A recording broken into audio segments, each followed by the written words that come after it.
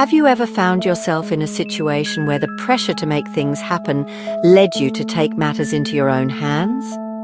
Rebecca's story from the Bible is a perfect example of this. A story where divine promise, family conflict, and the consequences of acting out of fear and control collide. Rebecca, the wife of Isaac, was pregnant with twins, and the pregnancy was far from ordinary. The Bible tells us in Genesis chapter 25, verse 22, that the babies struggled together inside her womb. Troubled by this, Rebecca asked God, "Why is this happening to me?" And God answered her with a prophecy. "Two nations are in your womb, and two peoples from within you will be separated. One people will be stronger than the other, and the older will serve the younger." Genesis chapter 25, verse 23. God had made it clear that Jacob, the younger son, would eventually be the one to inherit the blessing of the firstborn, and the older Esau would serve him. This was God's plan. But while God had spoken this promise, what followed would show the complexity of human nature and the consequences of not trusting God's timing. Isaac, Rebecca's husband, had his own preferences. Isaac loved Esau because of his skills as a hunter, and this favoritism became evident over time. Genesis chapter 25, verse 28 tells us, Isaac, who had a taste for wild game, loved Esau, but Rebecca loved Jacob. The family was divided, and this division would shape the course of their future.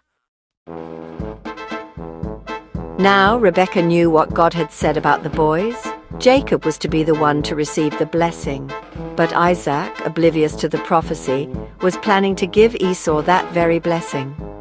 The situation put Rebecca in a difficult position. She had the knowledge of God's plan, but her husband did not.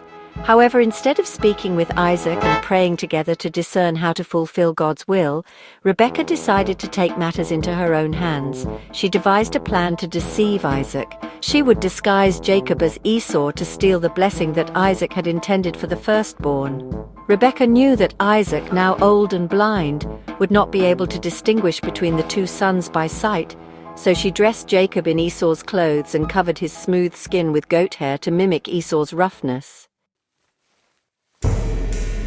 Genesis chapter 27, verses 15 to 16 says, Then Rebekah took the best clothes of Esau her elder son, which she had in the house, and put them on Jacob her younger son. She also covered his hands and the smooth part of his neck with the goat skins. Jacob, though hesitant, went along with the plan. He approached Isaac, pretending to be Esau. Isaac, though suspicious, touched Jacob's hands and neck, and because of the disguise he was deceived. Genesis chapter 27, verses 22 to 23 tells us, Jacob went close to his father Isaac, who touched him and said, The voice is the voice of Jacob, but the hands are the hands of Esau. He did not recognize him, for his hands were hairy like those of his brother Esau, so he blessed him. In that moment, Isaac gave Jacob the blessing meant for Esau, believing that Jacob was his older son.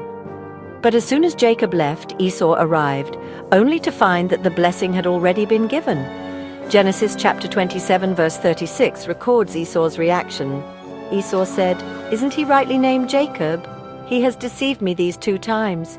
He took my birthright, and now he's taken my blessing. Esau was furious, and his anger soon turned to vengeance. He vowed to kill Jacob once Isaac had passed away. Genesis chapter 27, verse 41 says, Esau held a grudge against Jacob because of the blessing his father had given him. He said to himself, The days of mourning for my father are near, then I will kill my brother Jacob. When Rebekah heard this, she knew that Jacob's life was in danger. She quickly sent him away to her brother Laban's house to protect him from Esau's wrath. Genesis chapter 27, verses 43 to 45 shows Rebekah telling Isaac, Now my son, listen carefully and do what I tell you. Go at once to my brother Laban in Haran. Stay with him for a while until your brother's fury subsides. But here's the painful part. Rebekah never saw her son Jacob again. The deception that she thought would ensure the fulfillment of God's plan led to a permanent separation from her son. The relationship between Isaac and Rebekah became strained, and the entire family was fractured. This is where the consequences of deception and manipulation show their full weight. Rebekah's attempt to control the situation by using deception, a moment of human effort, trying to fulfill God's plan, only led to division and loss. She had acted out of fear, not trusting God's promise enough to wait for his timing. If only Rebekah and Isaac had come together in unity, prayed, and trusted God's plan, perhaps they would have seen a different outcome. The lesson here is that when we act out of our own timing and manipulation, the results often don't align with God's best for us. Another critical lesson from this story is the danger of favoritism in parenting. Isaac's love for Esau and Rebekah's love for Jacob created a deep divide in their family. Instead of nurturing a relationship of equal love and support for both sons, the parents unknowingly fostered rivalry and bitterness between them. Esau's anger towards Jacob and Jacob's deception were both consequences of this division in their affections. Genesis chapter 25 verse 28 gives us insight into the favoring, which led to conflict. Isaac loved Esau, but Rebekah loved Jacob. Parents should always strive to love their children equally, avoiding partiality. Favoritism can lead to resentment and division, affecting the entire family dynamic. If Rebekah and Isaac had communicated openly about their concerns, if they had prayed together for guidance on how to fulfill God's plan without causing harm, things might have turned out differently. But the act of deception, trying to force God's hand, led to much pain and separation. Jacob, having fled to his uncle Laban's house, would later face his own trials. He would experience deceit and manipulation in return, reminding us that the consequences of our actions often come back to us. But through it all, God remained faithful to his promise to Jacob, continuing the lineage that would lead to the nation of Israel. God's will was accomplished, but not without significant heartache and loss.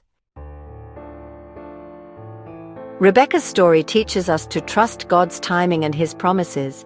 Deception, manipulation, and favoritism only complicate the path to God's will. Trusting in God, being united as a family, and waiting on his guidance are the true keys to fulfilling his purpose for our lives. Subscribe to our YouTube channel for more interesting Bible stories every week.